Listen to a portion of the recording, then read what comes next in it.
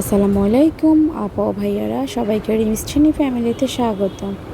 আশা করছি আল্লাহর রহমতে সবাই ভালো আছেন।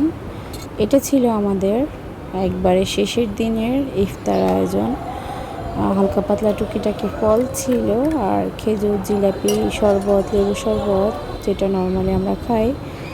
দেখতে দেখতে পবিত্র মাহে রমজান শেষ। আসলে মহান রব্বুল আলমিনের রহমতের দিনগুলো খুব দ্রুত শেষ হয়ে যায়। আমার কাছে মনে হয় যে এই মাসটা এই তো আসলো, আবার চলে গেল।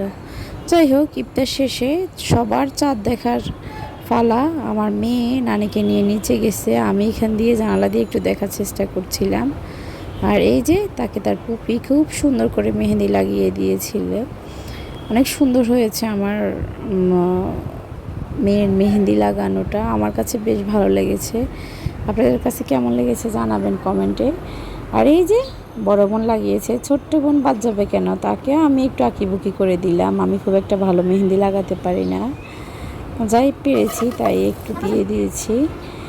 আর আমার ছোট্ট বুড়ির এবার ছিল ফার্স্ট ঈদ। তো আলহামদুলিল্লাহ, এই যে চাঁদ রাতে টুকিটাকে আমি নাস্তা রেডি করে নিচ্ছি। এখানে শুকনো সেমাই, জর্দা আর হচ্ছে সাজের পিঠা। বাট আমি চেয়েছিলাম আর একটু আয়োজন করার জন্য, ছোটো বাচ্চা নিয়ে সম্ভব হয়ে ওঠে না।